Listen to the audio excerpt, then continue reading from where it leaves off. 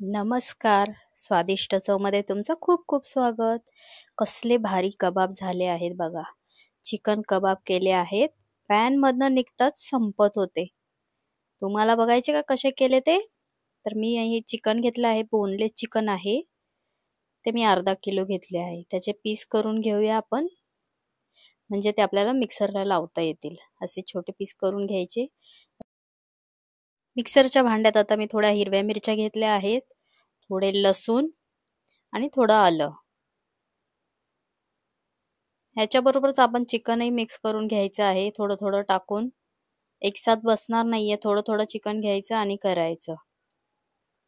एकदम जास्त बारीक करायचं नाही आणि जास्त जाडही ठेवायचं नाही. थोडंसं जिरं आणि थोडीशी काळी मिरी, ते आपण सगळं वाटून घेऊया. ते वाटून ठेवलं की हे आपण कांदा बारीक करून घेऊया. असा किसणीमध्ये कांदा बारीक करायचा आणि त्याचं पाणी आहे ना असं पिळून काढायचं. पाणी राहिलं नाही पाहिजे त्याच्यामध्ये, कारण कबाबमध्ये जास्त पाणी चालत नाही.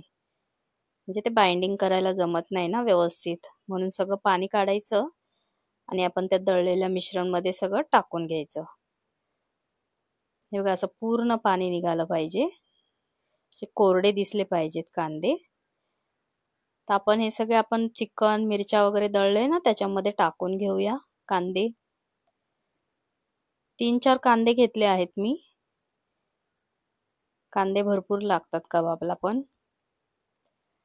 तर अर्धा लिंबू पिळून घ्यायचा, थोडीशी टेस्ट चांगली येते लिंबामुळे. कोथिंबीर आणि पुदिना, बारीक चिरलेली कोथिंबीर आणि पुदिना थोडासा मिक्स करून घेऊया.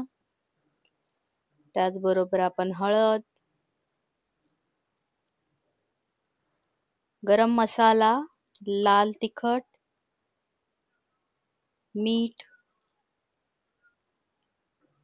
चवीप्रमाणे मीठ घ्या, आणि धने जिरे पावडर थोडीशी, आणि थोडंसं ब्रेड क्रम्स. आता हे आपण चांगलं मिक्स करून घेऊया. एक गोष्ट राहिली, थोडंसं तूपही टाकायचं आहे आपल्याला. 1-1.5 चमचा तूप टाकून घेऊया, म्हणजे थोडंसं आतूनही नरमपणा येतो त्याला आणि फ्राय होण्यासाठी पटकनही त्याला मदत होते. आता हे छान मिक्स करून घेऊया. चांगल्या हाताने दाबून एकसारखं झालं पाहिजे. हे बघा, असं मिक्स करून घ्यायचं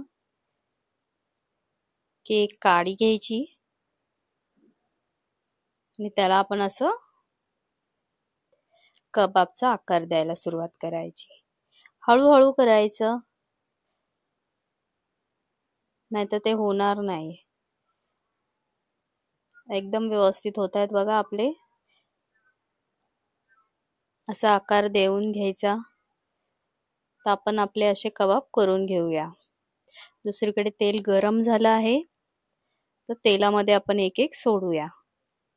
तर आपले कबाब एकदम परफेक्ट झाले आहेत बघा. टाकताना तुटत वगैरे नाहीयेत, म्हणजे आपले कबाब एकदम बाइंडिंग वगैरे व्यवस्थित झालेली आहे त्याची, परफेक्ट. तर आता मीडियम आणि स्लो गॅसवर आपण याला फ्राय करून घेऊया. तेल अगदी कमी लागतंय बघा, तेलाचा वापर खूप कमी होतो याच्यामध्ये.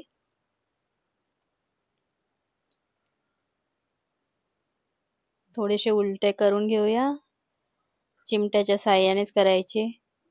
हे बघा, अजिबात तुटत नाहीये की काय नाहीये, एकदम व्यवस्थित झाले आहेत, बघू शकता. परफेक्ट.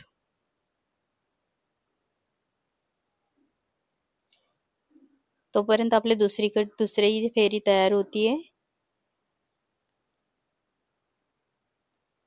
हे आता जवळजवळ आपले झालेच आहेत.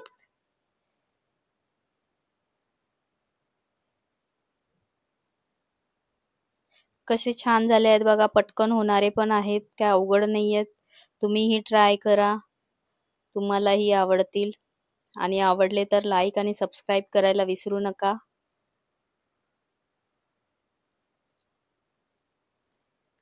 हे बघा किती छान झाले आहेत.